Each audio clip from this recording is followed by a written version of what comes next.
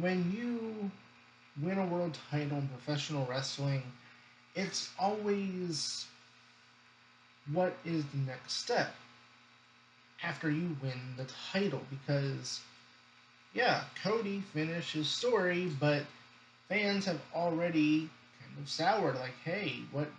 He's not having a big program, big feud. And you look at Damian Priest, and he's facing Drew McIntyre Saturday at Clash of the Castle. And I don't think he's going to leave Scotland with the world title because seemingly he's kind of felt like a transitional champion. And there was a reason why people were saying there's a chance he could have lost to Jey Uso at Backlash because Jey Uso being popular as he is, and you also factor in that, hey, Jey Uso and Drew McIntyre have this little feud already, so, but again, you don't want to have your most popular over babyface on Raw go into enemy territory where they're going to cheer the heel because it's literally Drew McIntyre's home country. So I understand why Priest won, but he just feels like a transitional champion to get the title to Drew.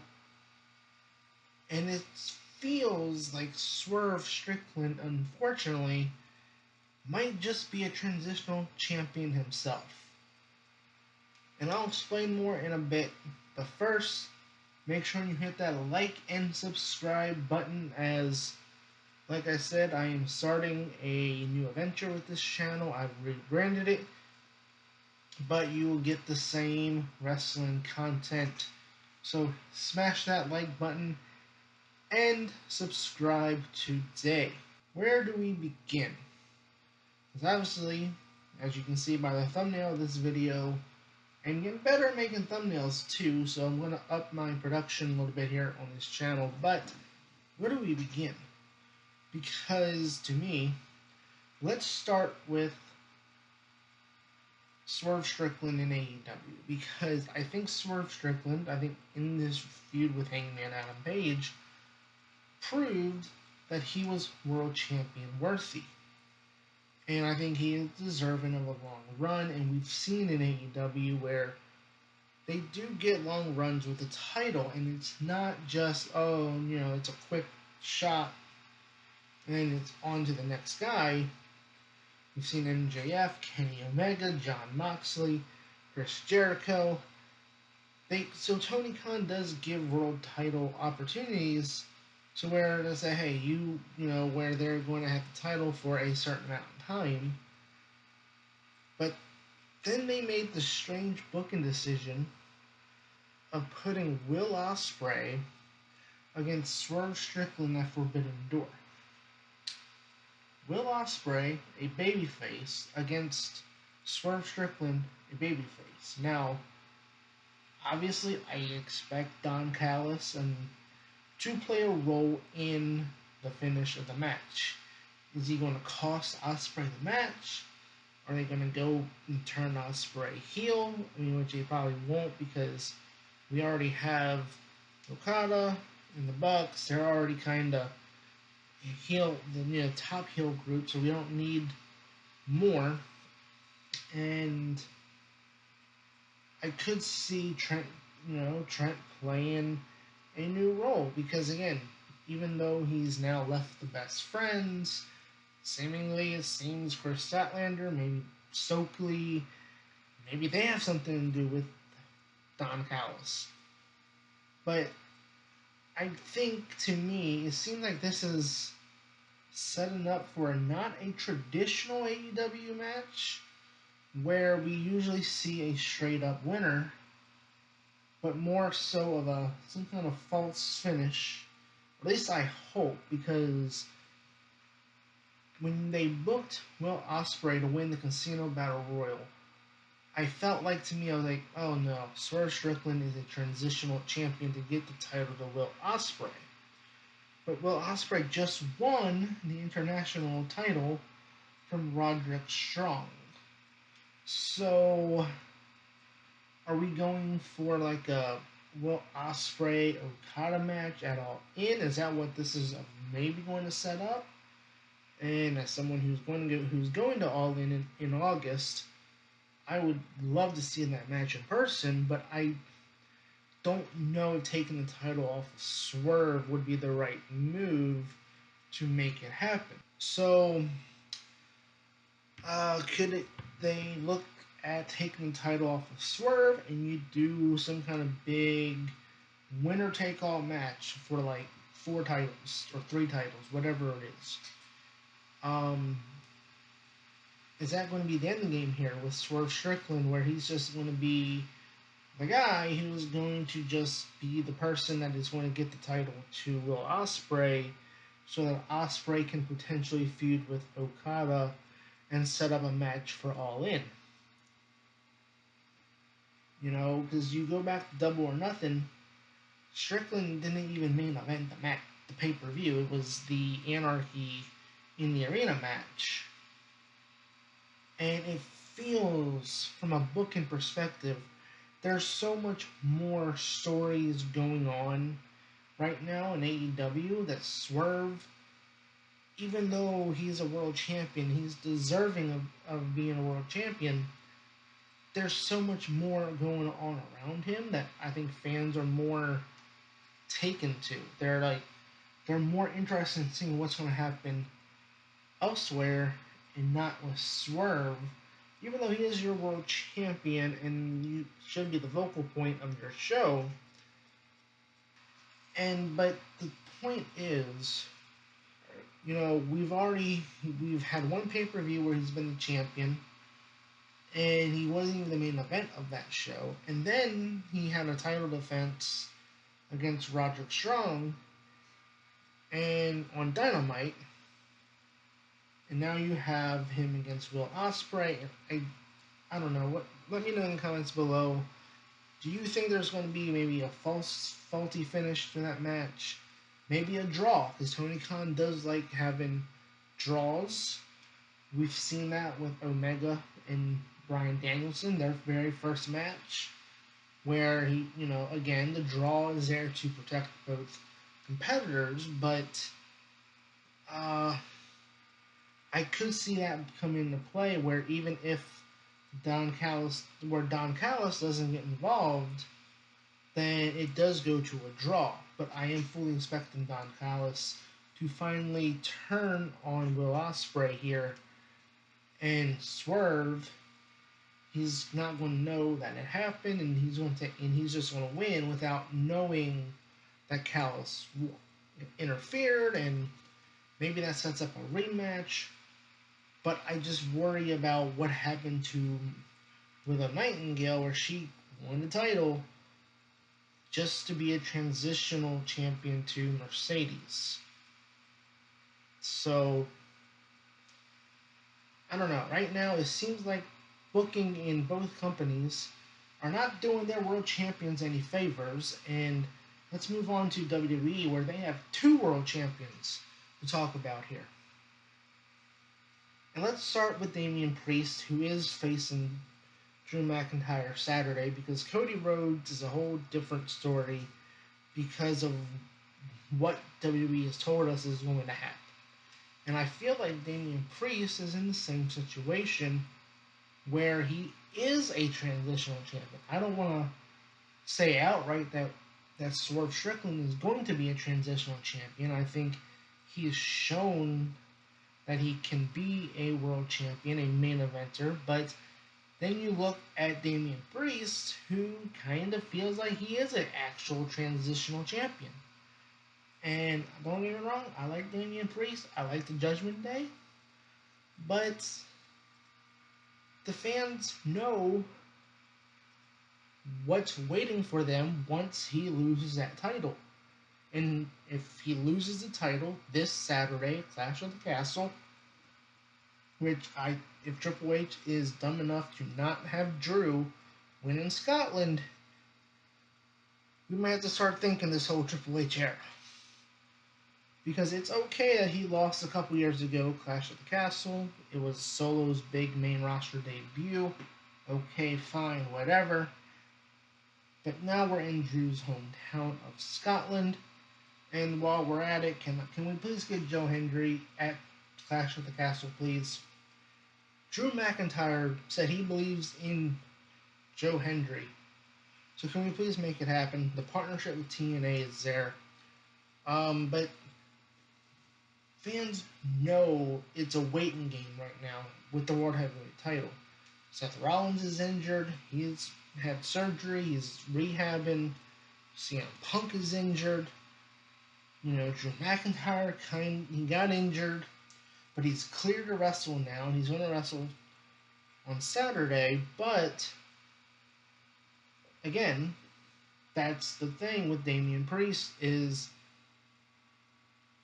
fans know that there's something bigger waiting on the other side, where people are like, okay, we're just waiting for Drew to get the title so that we can get to the Drew and CM Punk feud for the World Heavyweight title, and maybe we get that triple threat match where Rollins comes back and we get Rollins, Drew, and Punk for the world title at SummerSlam. And WWE has tried their best with Damian, to try to make him seem kind of legit. And to me, I just don't think that they've done enough. And you can just really feel it's a waiting game. Like he's really is in that role of a transitional champion of, well, Damian, you have the Money in the Bank briefcase. We have to get rid of it before we can crown new Money in the Banks next month. So we'll have you cash in WrestleMania so you can get rid of that briefcase. And, well, everybody else is injured, so we're just going to give you the title until they get healed. That's what this feels like. And so I can see the fans' frustrations with the world title picture in WWE right now because of that. It just feels like there's not major feuds. It doesn't feel like there's major storylines. Because even in the Judgment Day, Damian Priest is not even the focal point. He's the world champion. He's not the vocal point. You know what the vocal point, the main focus, the storyline is? Rhea Ripley. She's injured. Dominic Mysterio. Liv Morgan. There's other people. There's other members of the Judgment Day that are more important than Damian. And if Damian's the world champion, he should not be kind of playing second or third fiddle to Rhea and Dom. I know they're trying to play this off where Dom and, Damian's like, hey, dude, be careful with Liv Morgan. Don't tick off mommy. I get it. But to me, it's one of those things to me where it's like, if you're the world champion in a group and you're playing second fiddle from a storyline perspective to other members of that group, are you really, really important? Are you really happy with what's going on with your booking? Because to me, Damian Priest is kind of just almost third wheeling his own world title reign right now to our new face of the company in WWE, Cody Rhodes. Because Triple H failed Cody Rhodes the second they had The Rock say, regardless of you being, whether you're the champion or not, I'm coming for you when I come back. You killed any credibility, any realistic chance that Cody Rhodes could lose before he faces The Rock. Now look, I said it before in my 5 opponents for Cody Rhodes at WrestleMania next year. And I truly believe it's going to be Rock and Cody. And I don't know how they get there. Will Rock win the Royal Rumble? Or is Rock just going to use his power on of being on the board of directors and say, I'm putting myself in the match.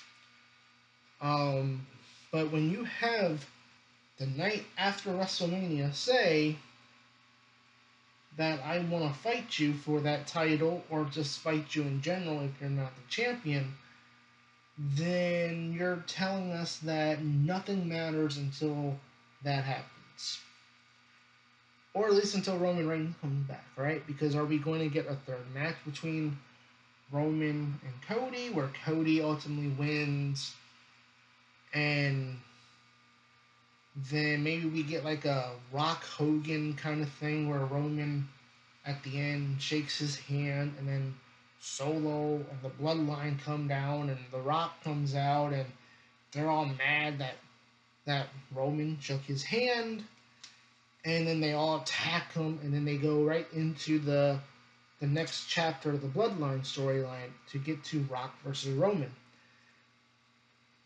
And that that Roman Reigns being gone for these last 2 months and yeah, look, I'm looking forward to Cody versus AJ Styles, but it's just there's that part of me, and I think for a lot of fans that have said, "Hey, where's Cody finished his story?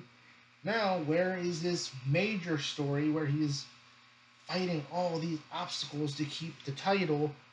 So that way, by the time he gets to The Rock, by the time Roman Reigns returns, he's already been a fighting champion. He's already been a fighting champion, and has done so much to keep the title that now it feels like a bigger deal if he has to go up against Roman Reigns again, or if when he does face The Rock. And quite honestly, I'm as much as I'm looking forward to Cody versus AJ, and I get it. Like I said, they've been putting him in the ring with the guys who he can have great matches with. You saw in the night of the draft, he fought Carmelo Hayes in a very competitive match, which really showed off that Carmelo Hayes is going to be a future star for WWE. But also Logan Paul, and you had AJ Styles in France. So I'm going to be curious to see what AJ and Cody can do in the environment of an I Quit match this Saturday. And we know that Cody isn't going to say I quit unless there's some shenanigans with a tape recorder and then AJ, I don't know, or the Good Brothers messes up, they find the recorder and then they restart the match or whatever. But the point is, it doesn't feel like anybody can take the title off of Cody because there's no belief as for us as fans for us to say, hey, we think that Cody could lose here. Because there really isn't. It's just, okay, he's gonna face this guy, he's gonna face Logan Paul, okay, another match with AJ. When is The Rock coming back? When is Roman Reigns coming back? And look, I know that a lot of people want Randy Orton to fight Cody Rhodes, and I think maybe we could still get that at SummerSlam, but if the plan is for Roman Reigns to come back, maybe they do a third match. I'm just saying, with Randy Orton being intertwined into the Bloodline feud, it could work where Randy, turns heel on Cody after he beats Roman again. I don't know. It just feels like to me Cody is just kind of going from match to match. He's not in a story. It's just, whatever gets me to The Rock, right? So, to me, I think right now, WWE and AEW right now, I think they need to fix their booking when it comes to their world champions. I think putting Swerve Strickland in a face versus face matchup against one of your top baby faces, and mind you, a top free agent signing, by the way, and that could have easily, Tony Khan could have easily said, I will put the world title on you at Forbidden Door. And I think he signed in March. So April, May. So like within 3 months, I'll give you the world title if you sign with us instead of WWE. We saw with Mercedes, she got the TBS title in her very first match, making Willow Nightingale a transitional champion. Is that Swerve Strickland's fate when it comes to Will Ospreay at Forbidden Door? Is Damian Priest going to seal his fate as a transitional champion at Clash at the Castle? And will Cody Rhodes finally get a meaningful story beyond this AJ storyline's feud and his fake retirement? And will we see him against Randy Orton at SummerSlam? Will we see Roman Reigns return?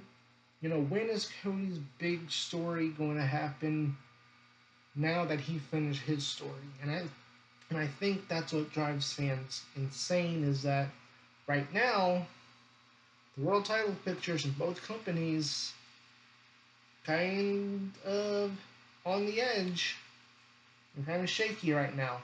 Leave a comment below. What do you guys think? Has Triple H failed Cody Rhodes and Damian Priest as his world champions? Because you gotta remember, this is the Triple H era, which means Cody and Damian are officially, I guess you could say with them saying that this is a new era, that Cody and Damian Priest are the new era champions, and that Triple H has already failed his first world champions, essentially.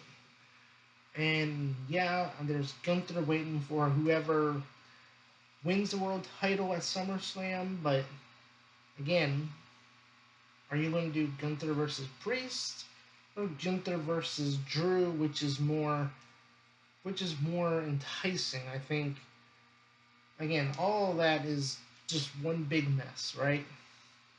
So comment below, what do you think? Has Triple H failed his world champions? Is Swerve Strickland a transitional champion in AEW? Comment below, like and subscribe. Like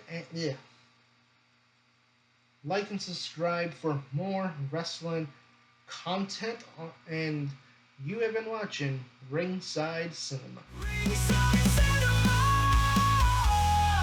living out the dream. Lights down, time to go. Cheers for heroes we know. Ringside forever bold. Wrestling never gets old.